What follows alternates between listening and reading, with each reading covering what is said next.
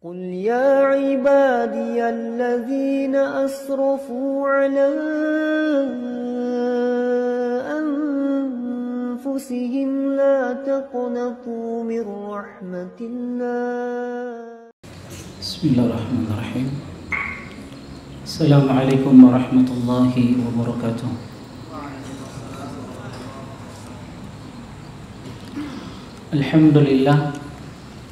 الحمد لله الكريم المنان ذي الفضل والإحسان الذي هدانا للإيمان. الصلاة والسلام على نبينا محمد النبي العدنان وعلى آله وصحبه ومن تبعهم بإحسان إلى يوم الدين. يا أيها الذين آمنوا اتقوا الله حق تقاته ولا تموتن إلا وأنتم مسلمون. أما بعد، فإن أصدق الحديث كتاب الله وخير حديث محمد صلى الله عليه وسلم.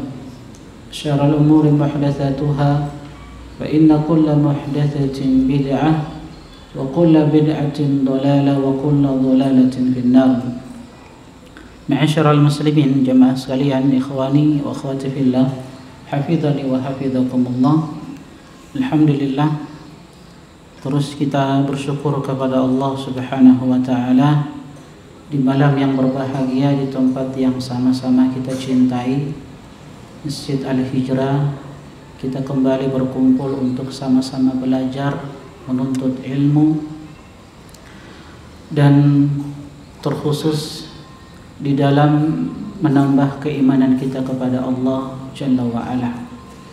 Sebuah kenikmatan yang harus kita syukuri dan terus kita syukuri. Kita diberikan semangat, kekuatan oleh Allah Subhanahu wa ta'ala untuk senantiasa menghadiri majelis-majelis ilmu yang di dalamnya kita belajar ayat-ayat Al-Quran, kita belajar hadis-hadis Nabi sallallahu alaihi wasallam. Salawat dan salam semoga terus tercurahkan pada manusia yang terbaik, Rasulullah sallallahu alaihi wasallam, kepada keluarganya, istri-istrinya, dan kepada orang-orang yang senantiasa semangat di dalam mempelajari, mengamalkan serta mendakwakan sunnah-sunnah beliau sallallahu alaihi wasallam sampai akhir zaman. Jemaah sekalian, ikhwani wa akhwati fillah, hafizani wa hafizakumullah, sebagaimana yang antum ketahui bersama, ini merupakan kajian perdana kita di dalam membahas tafsir Al-Quran. Dan insya Allah di kesempatan malam yang berbahagia ini kita akan belajar dari kitab Al-Mukhtasar fi Tafsir Al-Quranil Karim, ringkasan di dalam pembahasan atau penjelasan ayat-ayat Al-Quran. Dan tentunya teman-teman sekalian, ikhwani wa akhwati rahimani wa rahimakumullah, ini adalah nikmat yang terus kita ingatkan, di mana kita bisa belajar, terkhusus kita mempelajari kalam Allah. Dan ini sebaik-baik ucapan, sebaik-baik perkataan adalah kalam Allah Al-Quranul Karim yang Allah Subhanahu wa ta'ala turunkan kepada Nabi-Nya Muhammad sallallahu alaihi wasallam, hudan lil muttaqin, sebagai petunjuk bagi orang-orang yang bertakwa kepadanya. Ana ingin nukilkan sebelum kita masuk pada pembahasan kitab Al-Mukhtasar fi Tafsir Al-Quranul Karim, ana ingin mengingatkan ucapan Syekh Abdul Razak hafizahullahu ta'ala berkaitan dengan anugerah ini, nikmat yang besar ini. Beliau hafizahullahu ta'ala mengatakan, ta'allumul Qur'ani wa fahmul Qur'ani minhu aidan min minanillahi subhanahu wa ta'ala ala man sya'a min ibadih. Ketika seorang hamba, seorang muslim dan muslimah bisa mempelajari Al-Quran, memahami Al-Quran, ini termasuk di antara anugerah pemberian dari Allah Subhanahu wa ta'ala yang Allah curahkan, yang Allah berikan kepada hamba-hamba yang Allah kehendaki. Walihada idza ra'aita fi sadrika insyirahan li hadzal qur'ani qira'atan wa ta'alluman wa tadabburan li ma'anihi fahmadillaha ala dzalika was'alhul mazida subhanahu wa ta'ala. Maka ketika antum melihat di dalam diri antum terdapat kelapangan ketika membaca Al-Quran, ketika mempelajari Al-Quran, ketika mentadabburi dan menghayati Al-Quran, maka kata beliau, fahmadillah, hendaklah banyak-banyak memuji Allah Subhanahu wa taala. Hendaklah banyak-banyak bersyukur kepada Allah Subhanahu wa taala, was'alhul mazidah, dan hendaklah banyak memohon kepada Allah Subhanahu wa taala tambahan ilmu. Dan kita tahu bersama, tidaklah Nabi Muhammad sallallahu alaihi wasallam diperintahkan untuk meminta sebuah tambahan kecuali Allah Jalla wa Ala memerintahkan Nabi-Nya sallallahu alaihi wasallam untuk meminta tambahan ilmu. Wa qur rabbi zidni ilman, wahai Rabb, tambahkanlah ilmu kepadaku. Nah, teman-teman sekalian, hafizani wa hafizakumullah, mungkin antum bertanya-tanya, kenapa kita mempelajari tafsir Al-Quran? Dan kita tahu bersama penjelasan ayat-ayat Al-Quran ini telah ditulis oleh para ulama. Ada yang menulis penjelasan ayat-ayat Al-Quran dengan penjelasan yang detail, yang panjang. Ada yang menulis penjelasan ayat-ayat Al-Quran yang tidak terlalu panjang. Dan ada juga yang menulis penjelasan ayat-ayat Al-Quran ini secara ringkas. Dan kita mengambil kitab ini, teman-teman sekalian, Al-Mukhtasar fi Tafsir Al-Quran. Ini adalah kitab yang telah ditulis oleh nukhbatun min ahlil ilmi, atau jam'un min ahlil ilmi. Satu kitab penjelasan tentang ayat-ayat Al-Quran yang ditulis oleh sekumpulan ahlul ilmi, ya, ulama-ulama ahlul sunnah wal jamaah. Maka mungkin kita bertanya-tanya, kenapa kita mempelajari tafsir? Apa keutamaan dan kemuliaan tafsir Al-Quran di dalam mempelajari ayat-ayat Al-Quran? Maka ada beberapa alasan yang mungkin ini sebagai jawaban terhadap pertanyaan tersebut. Kenapa kita mempelajari ayat-ayat Al-Quran? Kenapa kita mempelajari dan mentadabburi ayat-ayat Al-Quran? Pertama, kita ingin menjadi manusia-manusia yang terbaik. Kita ingin menjadi manusia-manusia yang mulia di sisi Allah Subhanahu wa taala. Dan Rasulullah sallallahu alaihi wasallam, sebagaimana hadis yang datang dari sahabat Utsman bin Affan radhiyallahu taala anhu, hadis yang dikeluarkan oleh Imam Bukhari rahimahullahu taala, Nabi kita Muhammad sallallahu alaihi wasallam bersabda, khairukum man ta'allama al-Qur'ana wa 'allama. Sebaik-baik kalian adalah orang yang mempelajari Al-Qur'an, orang yang mentadabburi Al-Qur'an, orang yang mengamalkan Al-Qur'an, wa 'allamah, dia ajarkan Al-Quran itu kepada orang lain. Karena memang teman-teman sekalian, rahimani wa rahimakumullah, tidaklah Al-Quran itu diturunkan kecuali dengan maksud-maksud tertentu. Sebagaimana dikatakan oleh Syekh Utsaimin rahimahullahu ta'ala, Al-Quran itu diturunkan kepada Nabi kita Muhammad sallallahu alaihi wasallam kecuali untuk 3 perkara. Pertama, kata beliau, at-ta'abbudu bitilawatihi, membaca Al-Quran sebagai ibadah. Jadi kita beribadah kepada Allah Subhanahu wa ta'ala dengan membaca huruf-huruf yang ada di dalam Al-Quran. Apa yang kita baca dari ayat-ayat Al-Quran itu ibadah kita kepada Allah Subhanahu wa ta'ala. Yang kedua, tujuan Allah Subhanahu wa ta'ala turunkan Al-Quran ini sebagai huda, sebagai petunjuk untuk manusia, untuk orang-orang yang bertakwa, fahmu ma'anihi, untuk memahami, mentadabburi, menghayati isi kandungan Al-Quran. Kita tahu bersama, banyak kita dapati sebagian kaum muslimin saat ini sekedar membaca Al-Quran, tapi mereka meninggalkan satu perkara ini, apa itu mentadabbur dan menghayati Al-Quran. Padahal kalau kita berbicara tentang tadabbur Al-Quran, teman-teman sekalian, sebagaimana yang dijelaskan oleh Imam Ibnu Qayyim rahimahullahu ta'ala, seseorang yang membaca satu ayat Al-Quran itu lebih baik daripada orang yang menghatamkan Al-Quran bighairi tadabburin wa tafahumin. Makanya beliau katakan faqira'atu ayatin, seseorang yang membaca satu ayat bitadabburin wa tafahumin, yang kemudian dia hayati, dia tadabburi ayat yang dia baca tersebut, maka kata beliau khairun, itu masih lebih baik min qira'ati khatmatin bighairi tadabburin wa tafahumin, daripada orang, lebih baik daripada orang yang menghatamkan Al-Quran tapi tanpa mentadaburi dan menghayati ayat-ayat yang dia baca. Maka ini teman-teman sekalian, hafizani wa hafizakumullah, Nabi SAW menyebutkan kepada kita ini sebagai kabar gembira. Kalau ingin menjadi manusia yang mulia, manusia yang terbaik di sisi Allah Subhanahu wa Ta'ala, maka pelajari Al-Quran, baca Al-Quran, hayati Al-Quran, dan amalkan isi Al-Quran tersebut. Sebab Allah Subhanahu wa Ta'ala telah memberikan ancaman kepada kita, teman-teman sekalian, rahimani wa rahimakumullah, afala yatadabbaruna al-Quran am ala qulubin aqfaluha. Kenapa sebagian orang tidak mau mempelajari dan mentadaburi ayat-ayat Al-Quran? Kenapa mereka tidak mau mempelajari tafsir Al-Quran? Am ala qulubin aqfaluha, atau hati-hati mereka, kata Allah Subhanahu wa Ta'ala, sudah terkunci.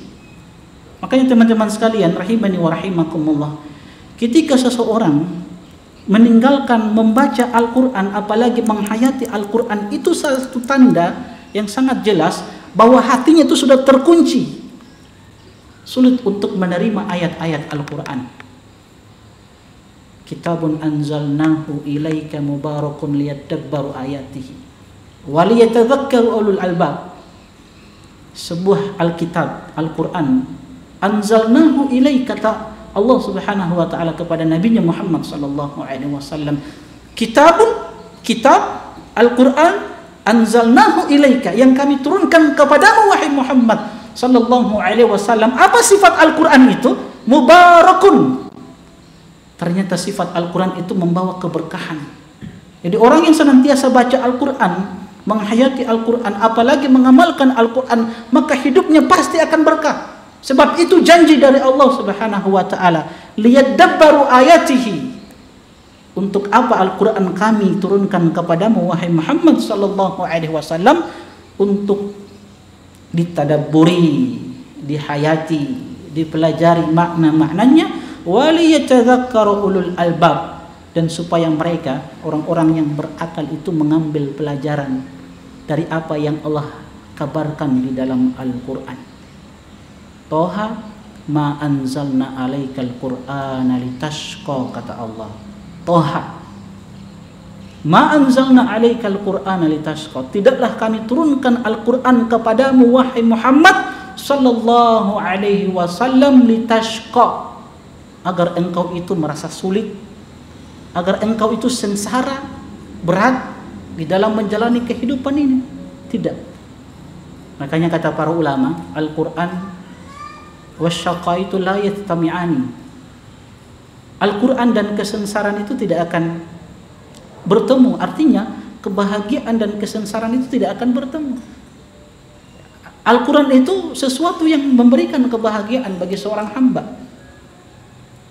Maka ketika seseorang selalu membaca Al-Quran, menghayati Al-Quran, mentadaburi ayat-ayatnya, apalagi mengamalkan isi kandungan Al-Quran, maka dia akan senantiasa mendapatkan kebahagiaan. Kitabun anzalnahu, kitaha ma anzalna alaikal qur'ana litashqa illa tadhkiratan liman yakhsha. Untuk apa Allah tabaraka wa ta'ala turunkan Al-Quran kepada Nabi Muhammad sallallahu alaihi wasallam? Sebagai tazkirah, sebagai peringatan, lima yaksha, untuk orang-orang yang takut kepada Allah Subhanahu wa Ta'ala. Jadi ini alasan pertama kenapa kita perlu belajar tafsir, teman-teman sekalian, supaya kita menjadi manusia-manusia terbaik, kita menjadi manusia-manusia yang mulia di sisi Allah Subhanahu wa Ta'ala. Apalagi ilmu yang kita pelajari ini adalah ilmu yang mulia, ini adalah kalamullah. Makanya sebuah kaidah yang ditetapkan oleh para ulama, inna syarafal ilmi tabi'un li syarafi ma'lumihi. Sesungguhnya kemuliaan sebuah ilmu itu tabi'un, bergantung atau mengikuti li syarafi ma'lumihi, mengikuti materi yang dipelajari dari ilmu tersebut. Kita mempelajari apa teman-teman sekalian? Kalam Allah, ucapan Allah Subhanahu wa taala. Ya, dan ini sesuatu yang mulia.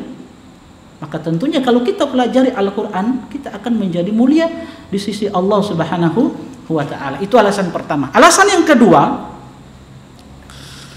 kita mempelajari tafsirul Quran, mempelajari ayat-ayat Al-Quran tidak lain untuk menambah keimanan kita kepada Allah Subhanahu wa ta'ala. Dan antum tahu bersama, akidah Ahlus Sunnah wal Jamaah dalam masalah keimanan, mereka katakan al-imanu yazidu wa yanqus. Iman itu bertambah dan berkurang. Yazidu bi ta'ah wa yanqus bil ma'siyah. Iman itu bertambah dengan ketaatan kita kepada Allah Subhanahu wa taala, dan iman itu akan berkurang dengan maksiat-maksiat yang kita lakukan. Makanya sering saya sampaikan di majelis-majelis ilmu, jangan pernah bosan dan jangan pernah merasa kita sudah hebat. Apalagi sudah merasa senior, sudah puluhan tahun belajar ilmu, sehingga ketika mendengarkan sebuah kajian kadang kita remehkan kajian tersebut.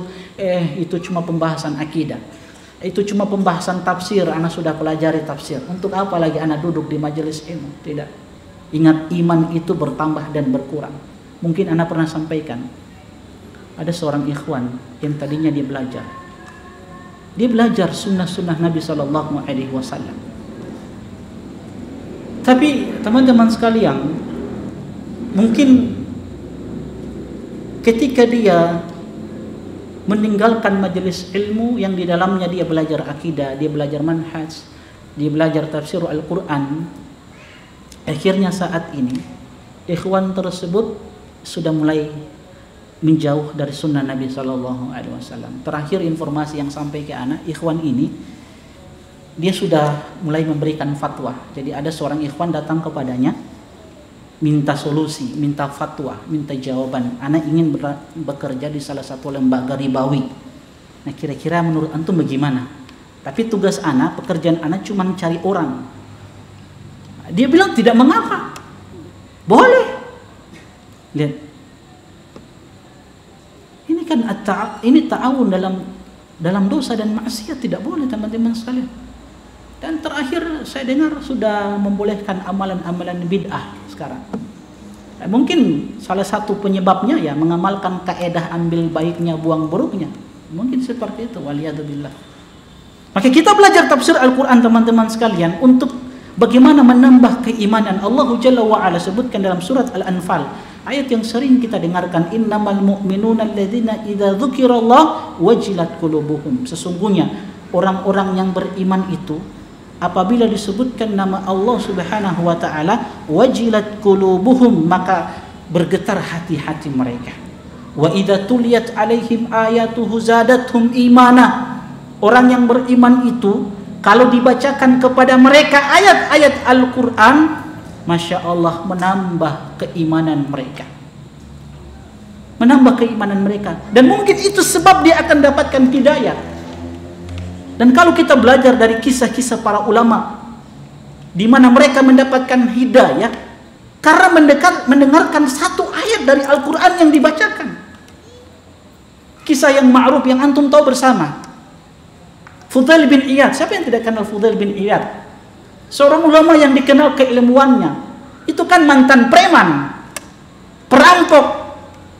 Tapi subhanallah dapat hidayah beliau Fudail bin Iyad rahimahullahu ta'ala karena mendengarkan satu ayat Al-Quran yang dibacakan di salah satu rumah yang dia masuk di dalamnya untuk mencuri, merampok. Dapat hidayah karena mereka tahu makna-makna yang dibacakan dari ayat-ayat Al-Quran. Ini teman-teman sekalian penting sekali untuk kita duduk-duduk seperti ini belajar tafsir Al-Quran, tidak lain untuk menambah keimanan kita kepada Allah Subhanahu wa ta'ala. Dan kalau kita melihat bagaimana kebiasaan sahabat-sahabat Nabi Sallallahu Alaihi Wasallam. Kita ini kan selalu mengatakan di dalam beragama ini kita kan harus mengikuti sahabat-sahabat Nabi.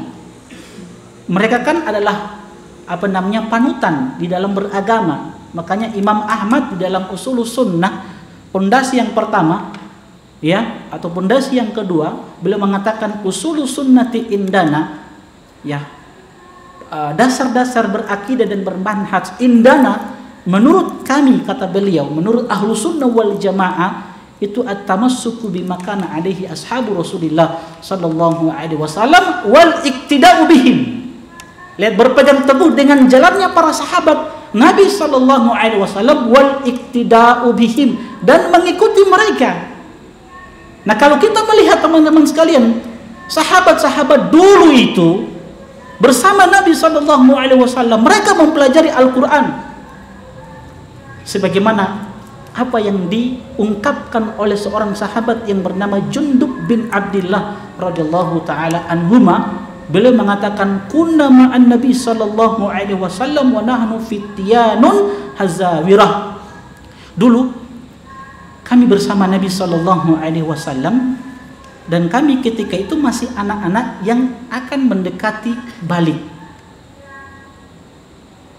Apa yang mereka lakukan bersama Nabi sallallahu alaihi wasallam?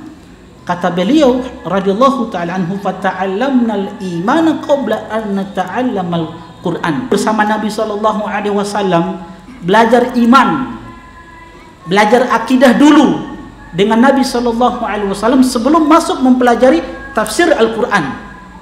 Thumma ta'allamnal Qur'an fazdadna bihi imanan. Setelah kuat akidah kita, kami belajar kepada Nabi sallallahu alaihi wasallam tentang keimanan kepada Allah, ya, pada malaikat-malaikatnya, rasul-rasulnya, kitab-kitabnya, keimanan terhadap hari akhir, keimanan terhadap takdir Allah Subhanahu wa taala yang baik dan buruknya. Lantas mereka katakan, kami belajar Al-Qur'an kepada Nabi sallallahu alaihi wasallam, fazdadna bihi imana. Dengan mempelajari Al-Qur'an itu, kata Jundub bin Abdullah, itu menambah keimanan kita kepada Allah Subhanahu wa taala. Alhamdulillah teman-teman sekalian, di masjid ini alhamdulillah diajarkan akidah ya, alhamdulillah dengan guru kita Ustadz Al-Fadil, Ustadz Hamdi Mas PK hafizahullah taala. Walaupun sebenarnya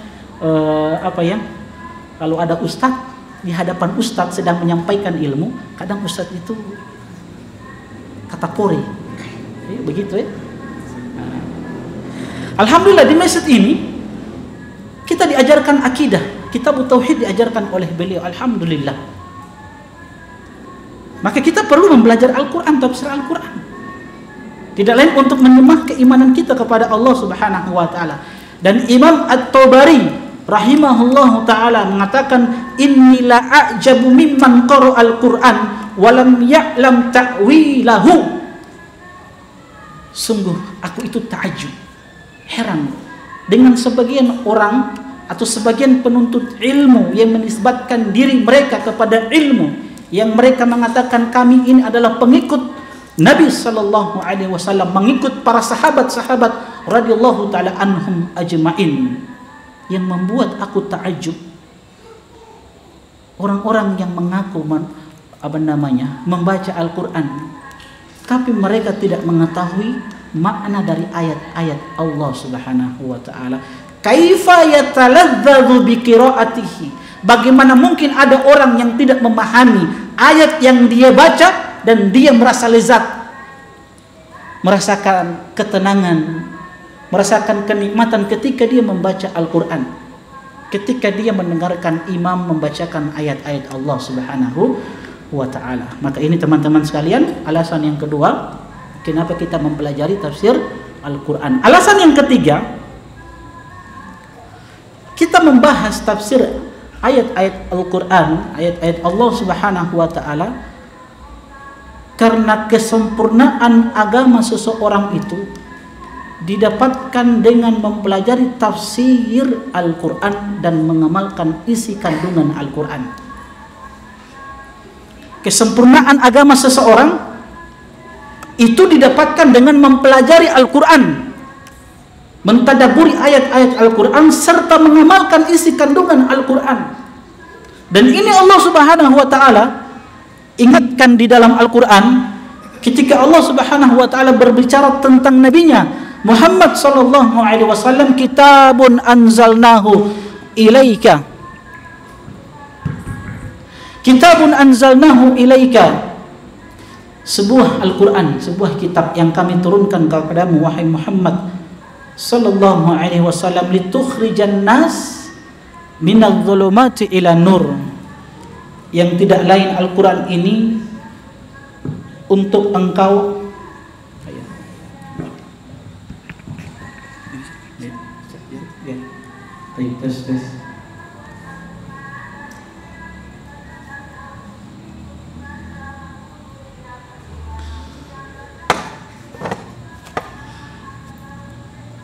dalilnya apa teman-teman sekalian?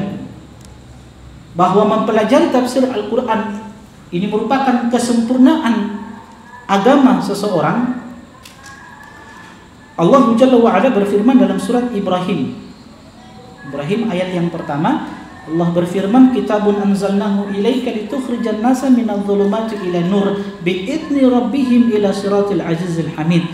Sebuah kitab Al-Quran yang kami turunkan kepadamu wahai Muhammad sallallahu alaihi wasallam, yang dengan Al-Quran itu engkau keluarkan manusia minadh-dhulumat, dari kegelapan kekufuran, kegelapan kemunafikan, kegelapan kesyirikan, kegelapan dosa dan maksiat, kegelapan kebodohan, ila nuri, menuju cahaya iman, cahaya tauhid, cahaya ketaatan, cahaya ilmu, bi'idzni rabbihim, dengan izin dari Allah Subhanahu wa ta'ala untuk menempuh jalan Allah Jalla wa ala. Kalau kita melihat ini teman-teman sekalian, ayat yang mulia ini sangat jelas. Artinya siapa yang meninggalkan ayat-ayat Al-Quran, yang tidak mau mempelajari dan mentadabburi ayat-ayat Al-Quran, maka dia akan berada pada kegelapan-kegelapan. Sebab Allah perintahkan nabinya untuk mengeluarkan manusia dengan Al-Quran ini dari kegelapan-kegelapan yang bisa membinasakan mereka. Artinya pemahaman terbaliknya, kalau kita tinggalkan Al-Quran, maka itu yang akan membawa kita kepada kebinasaan. Ya, jelas ya? Maka teman-teman sekalian rahimani wa rahimakumullah, ini 3 alasan kenapa kita mempelajari tafsir Al-Quran. Baik, kita akan masuk pada penjelasan ayat-ayat Al-Quran yang disebutkan di dalam kitab ini. Namun sebelum kita masuk pada surat yang pertama, surat Al-Fatihah, kita ingin sedikit membaca muqaddimah atau kata pengantar dari mufti atau ketua komite tetap untuk penelitian dan fatwa Kerajaan Arab Saudi, Syekh Abdul Aziz bin Abdullah bin Muhammad Al-Syekh. Beliau sampai saat ini masih ketua ketua komite tetap untuk penelitian dan fatwa. Ya, kalau kita di Indonesia semacam apa? MUI. Jadi ini ketua umumnya. Kita ingin sebutkan penggalang atau satu paragraf yang disebutkan di dalam kitab ini. Kita melihat sebelum masuk pada surat Al-Fatihah di lembaran sebelumnya itu. Nah, kita ingin baca pengantar beliau, kata pengantar dari beliau, hafizahullahu ta'ala. Beliau mengatakan setelah beliau memuji Allah Subhanahu wa ta'ala, bersalawat kepada nabinya Muhammad sallallahu alaihi wasallam, beliau katakan, faqad tala'tu kitaba al-mukhtasar fi tafsir al-Qur'anil Karim alladhi asdarahu markas tafsir lidirasati al-Qur'aniyah. Sungguh aku sudah menelaah, membaca dan meneliti kitab ini, kitab tafsir al-mukhtasar fit tafsir Al-Quranil Karim, yang disusun dan ditulis oleh nukhbatun min ahlil ilmi, sekumpulan ahlul ilmi, orang-orang yang berilmu dari kalangan ulama ahlus sunnah wal jamaah. Yang ini diterbitkan oleh markas tafsir untuk penelitian Al-Quran. Fa'alfaituhu tafsiran sahlal ibarah. Ternyata ketika aku meneliti dan menelaah buku ini, fa'alfaituhu, aku dapati di dalam kitab ini ternyata terdapat penjelasan yang sahlal ibarah, yang itu diungkapkan dengan ungkapan-ungkapan yang mudah untuk dipahami oleh penuntut ilmu. Salim al-manhaj, ya tentunya manhaj itu selamat, ya tidak ada penyimpangan. Munasiban li jami'i fi'ati qurra'il qur'ani, dan buku ini sangat cocok untuk dipelajari oleh para pembaca Al-Quran, untuk para penuntut ilmu, ya, yang ingin memahami ayat-ayat Al-Quran. Ma'ama fihi min bayanin mukhtasarin lima qasidus suwari, dan di dalamnya terdapat, ya, penjelasan yang ringkas terhadap maksud-maksud dari tujuan surat-surat yang ada di dalam Al-Quran, atau tujuan dari ayat-ayat yang Allah Subhanahu wa taala kabarkan di dalam Al-Quran. Wastinbati li abrazi hidayatil ayat wa bayanin li ma'anil mufradatil ghariba fil Qur'ani bi ibaratin wadihatin wa launin mumayyizin. Dan di dalamnya terdapat beberapa hukum, ya, yang itu diambil dari petunjuk-petunjuk ayat, ya, dan penjelasan makna-makna kalimat-kalimat yang gharibah, ya, dengan ibarah, dengan ungkapan yang mudah, dan ini disertai dengan apa, ya, warna yang masya Allah, warna yang indah.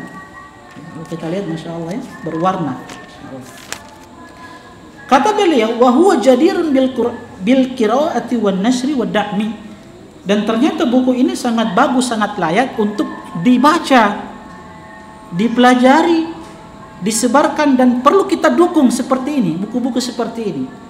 Dan salah satu bentuk dukungan kita terhadap buku ini, ya, kita ajarkan, kita pelajari bersama, ya. Liyatamakkan jami'ul muslimina min ma'rifati ma'anil Qur'ani bi ashal tariqin wa huwa salihun litarjama ila lughat ghairal arabiyyah liya umman naf'u bihi, dan supaya seluruh kaum muslimin, ya, bisa memanfaatkan atau bisa mengambil faedah dari buku ini, sehingga mereka bisa mengenal makna-makna Al-Quran dengan cara yang mudah. Maka kata beliau, kitab ini sangat-sangat layak untuk diterjemahkan ke berbagai macam bahasa. Kalau ada teman-teman yang sudah hebat dan sudah menguasai bahasa Arab dan ingin menerjemahkan buku ini, masya Allah, ini jadi amal jariah untuk antum, ya, sangat layak dan sangat bagus untuk diterjemahkan ke bahasa kita, bahasa Indonesia. Tujuannya liya umman naf'u bihi, agar manfaatnya itu lebih meluas, semua orang bisa mengambil manfaat dari buku ini. Orang-orang yang mungkin tidak bisa berbahasa Arab, kalau antum terjemahkan ini ke bahasa Gorontalo, masya Allah, itu orang-orang di pelosok desa sana dapat hidayah, antum dapat pahala, masya Allah, amal jariah. Tapi insya Allah kita lanjutkan setelah adzan dikumandangkan. Allah Ta'ala. Jemaah sekalian, ikhwani wa akhwati fillah, hafidhani wa hafidhakumullah. Kita masuk surat yang pertama, surat Al-Fatihah. Punya bukunya? Ada, ya, semuanya punya buku. Baik. Ya, ada PDF-nya itu, kalau antum tidak punya kitabnya, silakan pakai kitab PDF. Ada.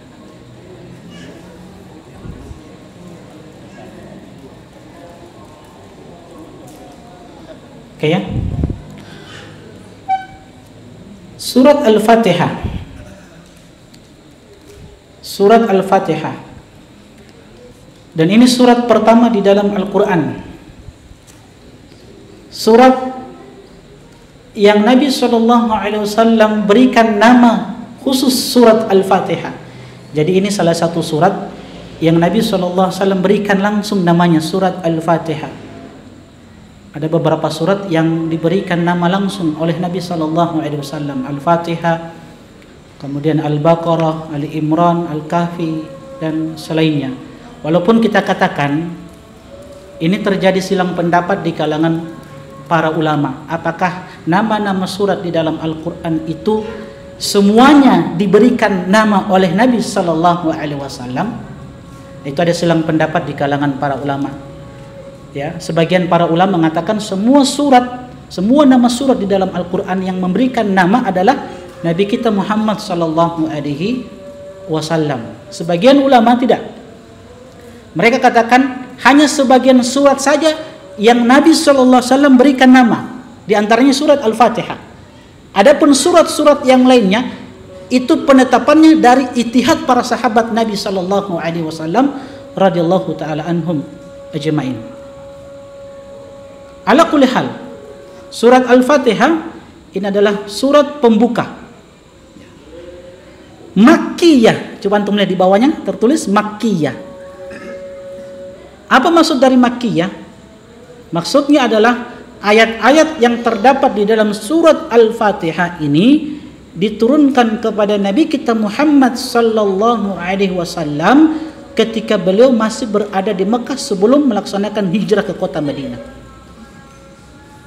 Artinya ayat-ayat yang diturunkan setelah Nabi sallallahu alaihi wasallam hijrah ke kota Madinah maka disebut dengan ayat-ayat Madaniyah, walaupun ayat tersebut turun di kota Mekah. Al-yawma akmaltu lakum dinakum wa atmamtu alaikum ni'mati wa raditu lakumul Islam madinah. Ini kan termasuk ayat apa? Makkiyah atau Madaniyah? Hah? Makkiyah atau Madaniyah? Ini kan turun di Arafah, di Mekah toh? Jadi ayat apa ini? Ayat Madaniyah.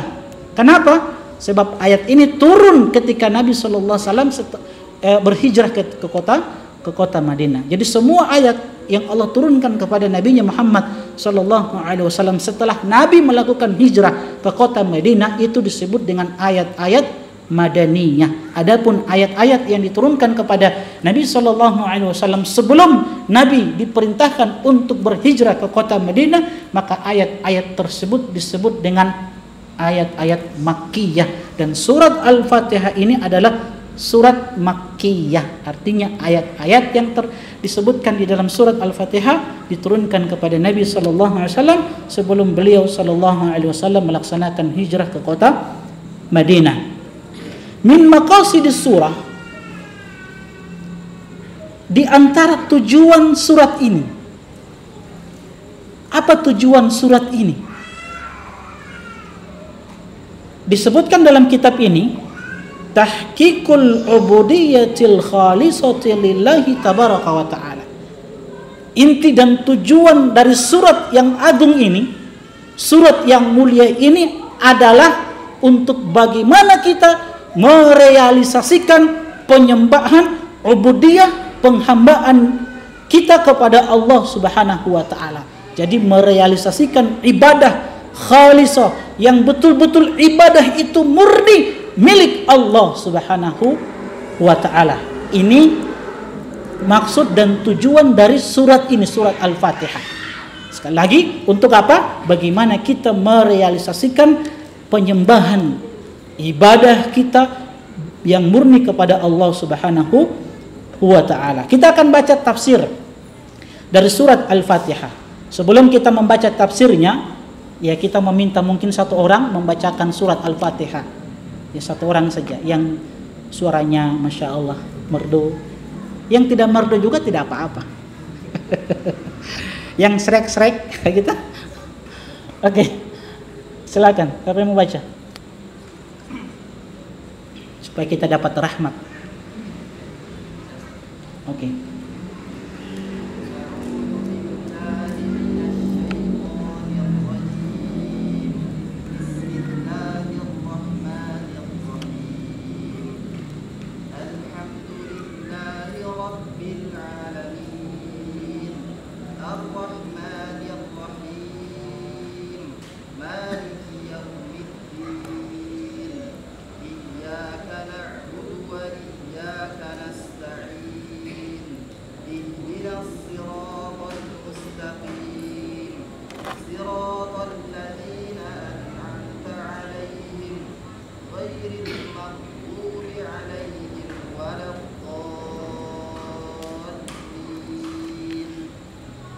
Masya Allah, barakallahu fiik. At-tafsir. Tafsir itu sendiri teman-teman sekalian, secara bahasa itu bermakna al-kashfu. Kashfu itu menyingkap sesuatu yang tertutup sehingga menjadi jelas. Makanya kita belajar kashfu syubhat. Apa artinya kashfu syubhat? Menyingkap apa? Syubhat-syubhat yang tersembunyi, yang samar-samar, supaya dikenal oleh orang dan dijauhi oleh orang, oleh manusia. Kashfu syubhat. Jadi secara bahasa tafsir itu bermakna al-kashfu, menyingkap. Jadi menyingkap sesuatu yang tertutup sehingga dia nampak jelas. Adapun secara istilah, sebagaimana yang disebutkan oleh Syekh Utsaimin rahimahullahu taala, beliau mengatakan bayanu ma'anil Qur'anil Karim. Jadi penjelasan makna-makna ayat-ayat Al-Qur'an. Itu secara istilah berkaitan dengan tafsir. Di sini disebutkan berkaitan dengan surat Al-Fatihah, summiyat surat Al-Fatihah liftitahi kitabillahi biha. Surat Al-Fatihah ini dinamakan dengan surat Al-Fatihah sebagai pembuka, ya, karena liftitahi kitabillahi biha, untuk membuka, ya, kitab Allah Subhanahu wa taala, Al-Qur'an. Makanya Fatihah itu diambil dari kata apa? Fataha yaftahu, dia membuka. Setelah itu dilanjutkan dengan surat-surat yang lainnya. Berbeda dengan nama-nama dari surat-surat yang lain. Seperti surat Al-Baqarah itu berkaitan dengan hewan Al-Baqarah, sapi. Yang nanti kita akan sebutkan setelah surat Al-Fatihah, kita masuk surat Al-Baqarah. Jadi summiyat surat Al-Fatihah liftitahi kitabillahi biha wa tusamma ummal Qur'an. Dan Al-Fatihah, surat Al-Fatihah itu disebut juga dengan Ummul Quran. Apa itu Ummul Quran? Induknya Al-Quran. Kenapa disebut dengan Ummul Quran? Di sini disebutkan listimaliha ala mawdu'atihi, karena surat ini mencakup tema-tema dari pembahasan Al-Quran. Kita tahu teman-teman sekalian, isi kandungan Al-Quran itu tidak lepas dari yang pertama, akidah. Kan? Di dalam Al-Quran Allah Jalla wa'ala perintahkan, ya ayuhan nas u'budu rabbakumul ladzi khalaqakum wal ladzina min qablikum la'allakum tattaqun. Dan itu perintah pertama di dalam Al-Quran. Untuk apa? Bertauhid. Jadi akidah. Isi kandungan Al-Quran yang pertama adalah akidah. Kita diperintahkan untuk beribadah kepada Allah. Kita diperintahkan untuk memurnikan ibadah hanya untuk Allah Subhanahu wa taala semata. Yang kedua, isi kandungan Al-Quran tentang ibadah, tentang muamalah, ibadah kita kepada Allah Subhanahu wa taala, hubungan kita dengan Allah Subhanahu wa taala. Dan ini tujuan Allah Subhanahu wa taala ciptakan manusia. Wa ma khalaqtul jinna wal insa illa liya'budun. Tidaklah aku ciptakan jin dan manusia kecuali untuk beribadah kepadaku, kata Allah Subhanahu wa taala. Walaupun kata Ibnu Abbas, setiap kita membuka Al-Quran, lembaran-lembaran Al-Quran, dan kita menemukan kata-kata ibadah di dalam Al-Quran, maka pasti artinya itu adalah tauhid. Jelas? Itu tujuan Allah ciptakan kita, untuk beribadah, untuk mentauhidkan Allah Subhanahu wa taala. Muamalah. Isi kandungan dalam Al-Quran itu muamalah. Interaksi kita dengan sesama hamba, ibadah kita dengan Allah Subhanahu wa taala. Karena banyak ibadah yang kita tahu bersama. Allah perintahkan haji, disebutkan dalam Al-Quran. Ramadan, puasa di bulan Ramadan, sebagaimana ayat yang sering kita dengarkan. Kutiba alaikumus siyam kama kutiba alal ladzina min qablikum la'allakum tattaqun. Apalagi di dalam Al-Quran yang berkaitan dengan ibadah, masalah zakat, ya, masalah pernikahan, ada di dalam Al-Quran. Allah perintahkan fankihu ma tabalakum minan nisa mathna wa thulatha wa ruba'. Dihafal itu ayat. Fankihu dalam bentuk perintah, nikahilah wanita-wanita yang kalian senangi. Mathna 2, thulath berapa? 3, 4. Perintah di dalam Al-Quran untuk menikah, memilih wanita-wanita yang kita senangi, yang kita sukai. Kalau ada wanita yang kita suka, yang kita lihat Masya Allah bagus agamanya, langsung kita lamar. masna, 2 sekaligus. Masya Allah. Tapi jangan lupa lanjutan ayat itu apa? Fa in khiftum alla ta'dilu fawahida. Kalau antum khawatir tidak bisa berbuat adil, maka fawahida, cukup 1 saja. Kalau cuma doi pas-pasan, jangan bapak saja 2, 3, 4, 1 saja. Begitu, jangan sampai antum datang di hari kiamat dalam keadaan apa? Keadaan tubuh antum itu dalam keadaan miring. Oh, itu ketahuan berarti di dunia dia poligami tapi tidak bisa berbuat adil. Jadi kalau takut kata Allah fawahidah, 1 saja. 1 kalau dia soleha, 1 kalau dia masya Allah kaya raya, hafidho, oh sudah luar biasa, cantik, sudah cukup 1 saja. Makanya ummahat penting untuk menjaga penampilan, cara berpakaian, ya, tubuh dirawat supaya terlihat cantik, itu penting supaya membuat suami itu betah di dalam rumah. Kadang suami itu keluar tidak betah di dalam rumah karena lihat penampilan istri, acak-acakan, pakai daster di rumah. Coba setiap hari dia pakai 1 tali, kan tinggal mau dilepas itu, oh masya Allah. Ya kan, betah dia di dalam rumah, penampilannya, kulitnya dirawat, masya Allah. Iya, betah dia, insya Allah tidak akan poligami dia, insya Allah tidak akan poligami dia.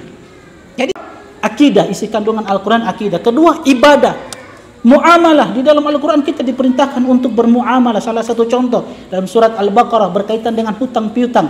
Ya ayyuhalladzina amanu idza tadayantum bidainin ila ajalin musamma faktubuh. Wahai orang-orang yang beriman, kalau kalian melakukan transaksi muamalah yang berkaitan dengan hutang piutang, kata Allah, ila ajalin musamma, untuk waktu yang telah ditentukan, faktubuh, Allah suruh tulis. Ya, Allah suruh tulis. Disuruh tulis itu yang berkaitan dengan hutang piutang. Kalau ada teman ikhwan yang datang kepada kita, dia pinjam 1 juta, harus ada faktubuh. Ada akad tertulis. Tertulis, jangan bermodalkan afwan. Nah, harus tertulis. Karena iya, faktubuh. Kalau tidak tertulis dia bilang afwan toh? Nah, harus tertulis kata Allah. Itu muamalah diajarkan di dalam Al-Quran. Apalagi isi kandungan Al-Quran selain akidah, ibadah, muamalah, apalagi ahkam, tentang hukum-hukum, tentang kisah-kisah tentang umat-umat terdahulu yang Allah abadikan di dalam Al-Quran supaya kita ambil pelajaran. Dan yang lainnya berkaitan dengan akhlak. Makanya Nabi SAW itu masya Allah, kalau ingin melihat akhlak Nabi, coba lihat Al-Quran, baca Al-Quran. Karena khuluquhul Quran, kata Ibunda Aisyah, ketika ada seseorang yang datang kepada Ibunda Aisyah bertanya bagaimana akhlak Nabi, oh ternyata beliau katakan akhlak Nabi itu Al-Quran. Maksudnya apa? Nabi itu mengamalkan isi Al-Quran. Allah perintahkan nabinya, Allah perintahkan hamba-hambanya, wa ashiruhunna bil ma'ruf. Allah perintahkan di dalam Al-Quran, wa ashiruhunna bil ma'ruf. Hendaklah kalian wahai para suami menggauli istri-istri kalian dengan ma'ruf, dengan cara yang baik, dengan akhlak yang mulia. Itu perintah di dalam Al-Quran. Itu ada pada Nabi SAW. Makanya kalau kita belajar bagaimana romantisme Nabi SAW, itu luar biasa. Dengan istri-istri beliau, masya Allah. Banyaknya istri Nabi SAW, Nabi bisa romantis karena Nabi mengamalkan isi Al-Quran, berbuat baik kepada istri-istri. Itu perintah Al-Quran, itu akhlak Nabi SAW. Jadi di sini disebutkan Al-Fatihah itu juga disebut dengan apa? Ummul Quran. Itu kan artinya ibu, induk toh, induknya Al-Quran. Listimaliha ala maudu'atihi, karena surat Al-Fatihah mencakup semua maudu'at, tema-tema pembahasan isi Al-Quran yang tadi kita sebutkan. Makanya di sini dikatakan min tauhidillah, dari apa? Pengesaan kita kepada Allah Subhanahu wa taala, dari ibadah kita yang murni betul-betul hanya untuk Allah Subhanahu wa taala.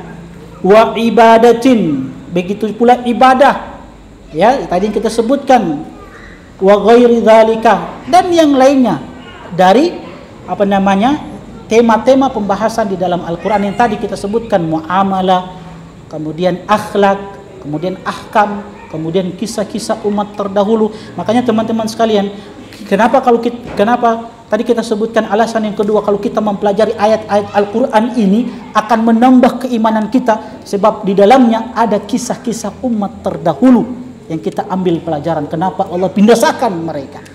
Makanya Allah sebutkan kepada nabinya Muhammad sallallahu alaihi wasallam, wa kullan naqussu 'alaika min amba'ir rusul ma nusabbitu bihi fu'ada. Semua kisah-kisah yang kami abadikan di dalam Al-Qur'an, yang kami kabarkan kepadamu wahai Muhammad sallallahu alaihi wasallam di dalam Al-Qur'an, tujuannya satu, ma nusabbitu bihi fu'ada, tidak lain untuk bagaimana engkau istiqamah wahai Muhammad, engkau tegar di atas agama yang hak ini. Ketika Nabi sallallahu alaihi wasallam berdakwah, bagaimana dakwah beliau ditentang, dimusuhi oleh orang-orang Quraisy, bahkan dimusuhi oleh orang-orang terdekat dengan beliau sallallahu alaihi wasallam.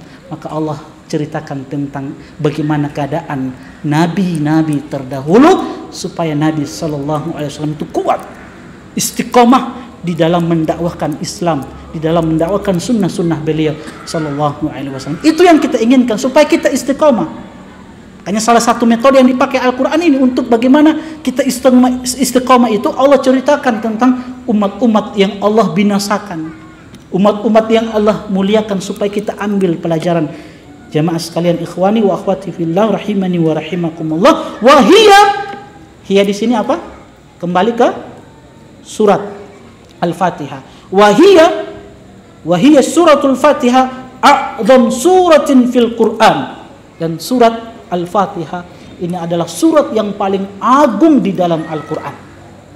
Dari semua surat, ada berapa jumlahnya? 114 surat di dalam Al-Quran. Yang paling agung adalah surat Al-Fatihah. Dan semua ayat atau surat Al-Fatihah yang ayat-ayatnya, yang jumlahnya ada 7, yang paling agung, ayat apa teman-teman sekalian? Ayat apa? Surat yang paling agung adalah surat Al-Fatihah. Dan surat Al-Fatihah dengan 7 ayat di dalamnya, yang paling agung adalah ayat apa teman-teman sekalian? Iyyaka na'budu wa iyyaka nasta'in. Insyaallah akan dijelaskan nanti. Wa hiya a'zam surah fil Quran. Dan dia adalah surat yang paling agung di dalam Al-Quran. Wa hiya sab'ul mathani. Dan dia adalah surat Al-Fatihah ini adalah sab'ul mathani. Dalilnya apa teman-teman sekalian? Ada seorang sahabat yang bernama Abu Sa'id Al-Khudri radhiyallahu taala anhu, ketika beliau bersama Nabi sallallahu alaihi wasallam di masjid, maka Nabi sallallahu alaihi wasallam mengatakan kepada beliau, sahabat Abu Sa'id Al-Khudri radhiyallahu taala anhu, Nabi berkata, la u'allimannaka suratan hiya a'zam suwar fil Quran. Maka aku ajarkan kepadamu sebuah surat di dalam Al-Quran, surat yang paling agung, qabla an takhruja minal masjid, sebelum engkau tinggalkan masjid ini. Akhirnya ketika mereka sudah di luar masjid, maka Abu Sa'id ingatkan kepada Nabi sallallahu alaihi wasallam, ya Rasulullah, surat apa itu yang engkau tadi katakan di dalam masjid, surat yang paling agung di dalam Al-Quran? Maka Nabi sallallahu alaihi wasallam mengatakan, alhamdulillahi rabbil alamin, surat Al-Fatihah. Hiya sab'ul mathani wal Qur'anul azimul ladzi utituhu. Dan dia adalah Al-Quran yang agung, yang kata beliau diberikan, alladzi utituhu, yang diberikan kepadaku sallallahu alaihi wasallam. Apa itu sab'ul mathani? Ada yang mengatakan sab'ul mathani itu adalah 7 ayat yang diulang-ulang, yang dibacakan di setiap rakaat ketika kita melaksanakan sholat. Ini disebut as-sab'ul mathani. Ada yang mengatakan sab'ul mathani itu adalah semua isi kandungan Al-Quran itu terulang kembali di dalam surat Al-Fatihah. Itu diulang-ulang kembali di dalam surat Al-Fatihah, sebagaimana yang dikatakan oleh Syekh Shalih Al-Fauzan hafizahullahu ta'ala. Jadi isi kandungan Al-Quran, pembahasan-pembahasan di dalam Al-Quran itu terulang kembali dalam surat Al-Fatihah. Apa? Tentang ibadah ada di dalam Al-Quran, dalam surat Al-Fatihah kan? Ya, iyyaka na'budu wa iyyaka nasta'in. Di dalamnya tercakup juga akidah. Tentang hukum juga ada di sini. Tentang kisah ada di dalam surat Al-Fatihah. Ya, tentang siapa? Orang-orang yang Allah Subhanahu wa taala berikan nikmat kepada mereka. Itu maksudnya sab'ul mathani. Oke. Jadi teman-teman sekalian, hafizani wa hafizakumullah. Jadi itu nama-nama Al-Qur'an, walaupun nama-nama Al-Qur'an itu banyak ya. Ada sebagian para ulama mengatakan sampai 20 nama untuk surat Al-Fatihah. Ada juga yang mengatakan surat Al-Fatihah itu disebut dengan apa? Ruqyah. Kenapa disebut dengan ruqyah? Ada dua kisah yang masyhur. Dari kisah yang dialami oleh sahabat-sahabat Nabi Sallallahu Alaihi Wasallam, di antaranya apa yang dialami oleh seorang sahabat yang bernama Abu Sa'id Al-Khudri radhiyallahu taala anhu, ketika beliau mendatangi satu perkampungan yang ternyata pimpinan satu suku, di dalam kampung tersebut disengat dengan disengat oleh hewan yang berbisa.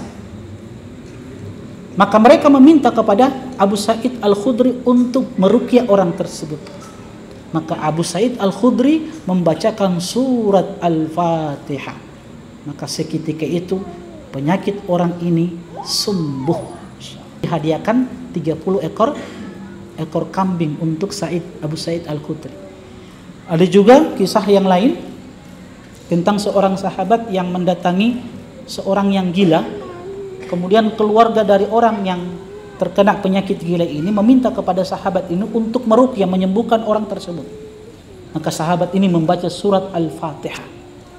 Dengan izin dari Allah Subhanahu wa taala, orang itu pun disembuhkan oleh Allah Subhanahu wa taala. Ini kehebatan dan keagungan dari surat Al-Fatihah. Baik, teman-teman sekalian, hafizani wa hafizakumullah. Kita masuk pada ayat yang pertama, Bismillahirrahmanirrahim. Di sini dikatakan Bismillahi abda'u qira'atal Qur'ani musta'inan bihi ta'ala mutabarrikan bi dzikrismihi. Dengan nama Allah Subhanahu wa taala. Ketika seseorang melakukan satu aktivitas atau ketika seseorang membaca Al-Quran, maka dia mengucapkan Bismillahirrahmanirrahim, basmalah.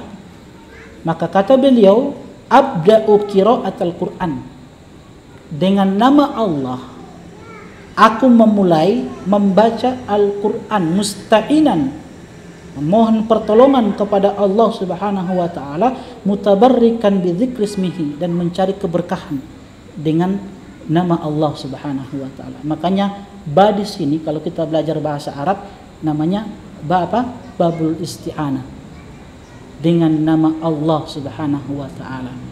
Artinya kalau kita mau terjemahkan dengan nama-nama Allah, sebab di sini Allah ada lam di sini, lam istighraq, itu kata para ulama mencakup semua nama-nama Allah Subhanahu wa taala. Ketika kita mengucapkan bismillah dengan nama Allah, maksudnya dengan seluruh nama-nama Allah Subhanahu wa taala kami meminta pertolongan dan mengharapkan keberkahan dari bacaan Al-Qur'an.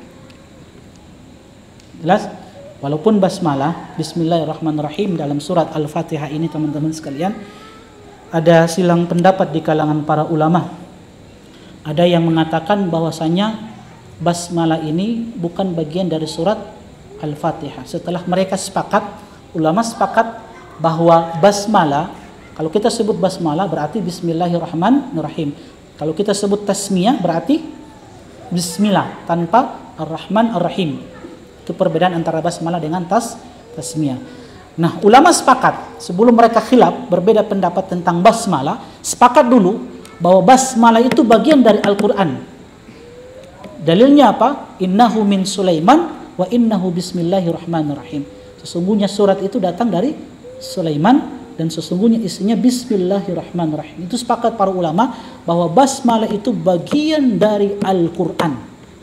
Yang menjadi khilaf, apakah basmalah itu termasuk di dalam surat Al-Fatihah atau juga termasuk di dalam surat-surat yang lainnya. Nah, itu menjadi khilaf di kalangan para ulama. Jumhur ulama mengatakan bahwasanya surat Al-Fatihah itu bukan basmalah itu bukan bagian dari surat Al-Fatihah. Bukan bagian dari surat Al-Fatihah. Dalil mereka apa?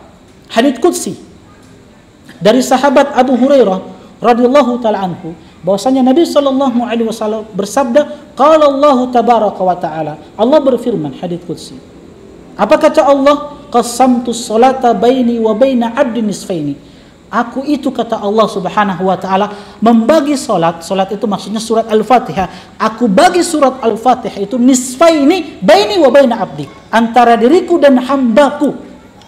Fa'idha qala, apabila hambaku berkata alhamdulillahi rabbil alamin, kalau hambaku mengucapkan alhamdulillahi rabbil alamin, segala bentuk pujian hanya untuk Allah subhanahu wa ta'ala, maka kata Allah, hamidani abdi, sungguh hambaku telah memuji diriku.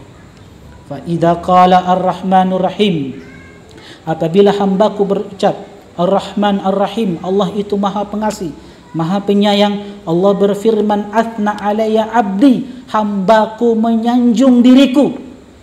Wa idza qala, apabila hambaku berkata malik yaumiddin, maka Allah Jalla wa Ala berfirman, majjadani abdi, hambaku membesarkan dan mengagungkan diriku. Wa idza qala, apabila hambaku itu berkata iyyaka na'budu wa iyyaka nasta'in, maka Allah Jalla wa Ala berfirman, hadza baini wa baina abdi wa li abdi ma sa'al. Ini antara aku dengan hambaku, wali abdi ma sa'al, dan untuk hambaku apa yang dia minta. Dan apabila hambaku berkata, kata Allah, ihdinas siratal mustaqim siratal ladzina an'amta 'alaihim ghairil maghdubi 'alaihim waladhdallin, Allah berfirman, wali abdi, hadza li abdi wali abdi ma sa'al. Ini untuk hambaku dan bagi hambaku apa yang dia minta. Jadi sisi pendalilannya teman-teman sekalian, di sini Allah menyebutkan tentang apabila hambaku berkata alhamdulillahi rabbil alamin. Allah tidak katakan apabila hambaku berkata bismillahirrahmanirrahim, alhamdulillahi rabbil alamin, arrahmanirrahim, dan seterusnya. Tapi Allah awali dengan apabila hambaku berkata alhamdulillahi rabbil alamin. Diawali dengan alhamdulillahi rabbil alamin. Jadi kalau kita katakan pendapat jumhur ulama, basmalah itu bagian dari surat Al-Fatihah, bukan bagian dari surat Al-Fatihah, maka kita katakan ayatnya ada berapa? Ada berapa? Ada berapa? Kalau kita katakan, kita ambil pendapat jumhur ulama bahwa basmalah bukan bagian dari surat Al-Fatihah, maka kita katakan ayat yang terdapat dalam surat Al-Fatihah berapa jumlahnya? Hah? Berapa? Kasih keras suara. Berapa? Siapa yang 6? Angkat tangan. Siapa yang 6? Angkat tangan. Angkat tangan saja. Berarti yang sisanya 7. Yang 7.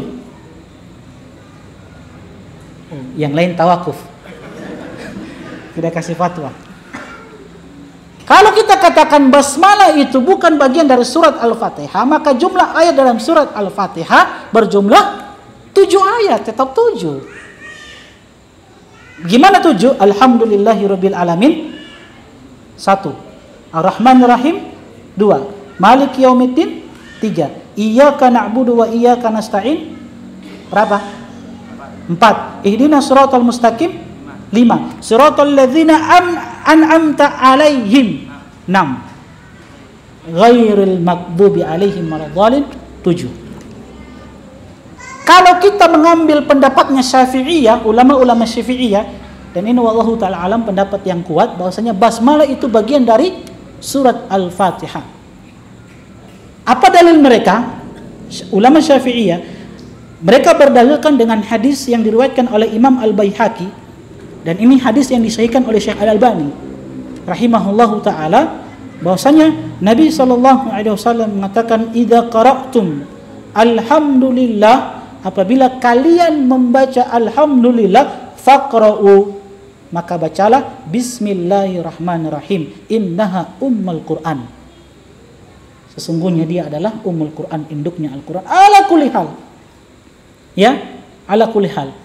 Mau dia bagian dari surat Al-Fatihah dan dia termasuk surat-surat yang lainnya, ya, ataupun dia bukan bagian dari surat Al-Fatihah dan surat-surat yang lainnya, sepakat para ulama basmalah itu bagian dari Al-Qur'an. Dia ayat di dalam Al-Qur'an. Baik, bismillah abda'u qira'atal Qur'ani, dengan nama Allah Subhanahu wa taala aku memulai membaca Al-Qur'an, memohon pertolongan dengannya dengan nama Allah dan mengharapkan keberkahan dengan menyebutkan nama Allah Subhanahu wa taala. Ini juga memberikan faedah kepada kita teman-teman sekalian bahwa pertolongan dan keberkahan itu datangnya dari Allahu Jalla wa Ala.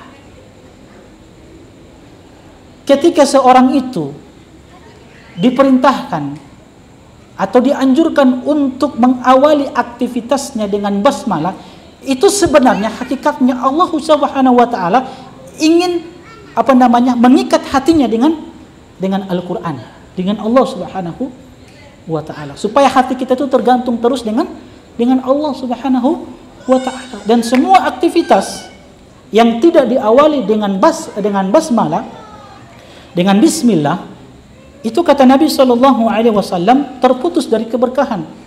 Ya, Nabi SAW bersabda, kullu amrin dhibalin la yubda fihi bi bismillah ar-Rahmanir-Rahim. Setiap aktivitas yang tidak diawali dengan basmalah, itu kata Nabi SAW, fahuwa abtar, dia terputus dari keberkahan, dari kebaikan. Ala kulli hal, hadis ini walaupun sebagian ulama itu mendhaifkan hadis ini, melemahkan hadis ini, di antaranya Syekh Al-Albani rahimahullah ta'ala, beliau katakan hadis ini lemah. Namun di sebagian para ulama, di antaranya Syekh bin Baz dan Syekh Utsaimin, mengamalkan hadis ini. Ya. Dan ulama sepakat basmalah itu bukan perintah yang diwajibkan, yang harus. Dia cuma membabil istibah saja. Cuma sifatnya anjuran supaya kita mendapatkan keberkahan dari basmalah itu sendiri, bismillahirrahmanirrahim. Tapi mungkin saya ingatkan kembali, kajian ini 2 kali dalam sebulan. Jadi pekan depan hari Kamis saya mungkin ngisinya di Batu Da'a, ya, dengan teman-teman ikhwan di Batu Da'a, pembahasan kitab Al-Jadid. Jadi mungkin pertemuan selanjutnya lagi kita bahas Al-Mukhtasar fi Tafsir Al-Qur'anil Karim, ya. Ada apa ya? Jadi dalam sebulan cuma dua pertemuan. Wallahu taala alam. Kalau misalkan teman-teman dari Batu Da'a belum siap, ya, dan kalau saya datang dan belum siap, tidak ada orang, saya pulang, saya ke sini. Gitu. Oke ya? Karena ada teman-teman dari Batu Da'a hadir di tempat ini supaya orang tahu ke sana. Oke, sudah ya? Cukup ya? Allahu ta'ala alam, mudah-mudahan bermanfaat. Subhanakallahumma bihamdik, asyhadu an la ilaha illa anta, astaghfiruka wa atubu ilaik. Assalamualaikum warahmatullahi wabarakatuh. قل يا عبادي الذين أسرفوا على أنفسهم لا تقنطوا من رحمة الله